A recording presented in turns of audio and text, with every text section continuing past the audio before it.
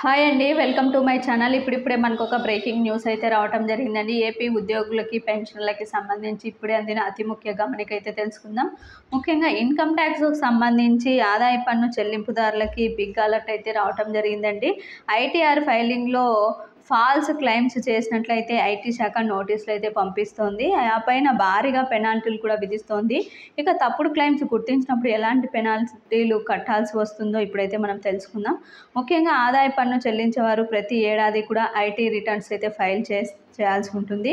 అయితే income tax return దాఖలు చేసేటప్పుడు ఎంతో జాగ్రత్తగా పన్ను మినహాయింపులు, డిడక్షన్లు క్లెయిమ్ చేయాల్సి అయితే ఉంటుందండి. అదేవిధంగా ఐటీఆర్ ప్రాసెసింగ్ చేసే సమయంలో కూడా ఇన్కమ్ ట్యాక్స్ విభాగం మీరు క్లెయిమ్ చేసిన డిడక్షన్లు, ట్యాక్స్ మినహాయింపులకు సంబంధించిన ప్రూఫ్స్ అడిగే అవకాశం అయితే ఖచ్చితంగా ఉంటుంది.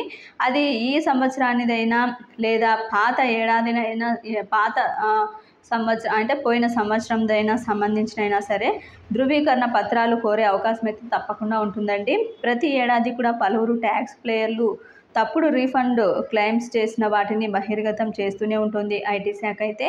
మొత్తానికి అందులో కంపెనీల్లో పనిచేస్తున్నటువంటి ఉద్యోగులు ఉంటున్నారు. ఇలా తప్పుడు రీఫండ్ క్లెయిమ్స్ చేసిన వారికి ఐటీ శాఖ నోటీసులు కూడా పంపిస్తోందండి.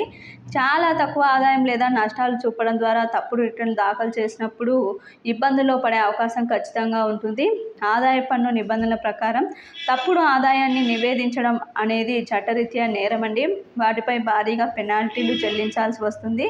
ఇన్కమ్ ట్యాక్స్ యాక్ట్ 1961లోని సెక్షన్ 270 ప్రకారం ఇలా తప్పుడు క్లెయిమ్స్ చేసినప్పుడు భారీగా పెనాల్టీలు విధించేలా సవరణ చేసింది కేంద్రం అయితే.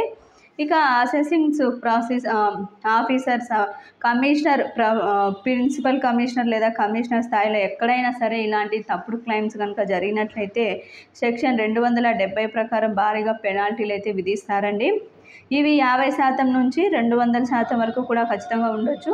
ఈ పెనాల్టీలు పెంపును 2016-17 కేంద్ర బడ్జెట్లో కేంద్రం అయితే తీసుకుని రావటం అయితే జరిగింది. ఇక సెక్షన్ 270A ప్రకారం పెనాల్టీలు ఎలా ఉంటాయి అంటే, ఐటీ రిటర్న్లో తక్కువ ఆదాయం చూపినట్లు అసెసింగ్ ఆఫీసర్ గుర్తించి మొత్తానికి సెక్షన్ 270A ప్రకారం పెనాల్టీలు అయితే విధిస్తుందండి ఐటీ శాఖ.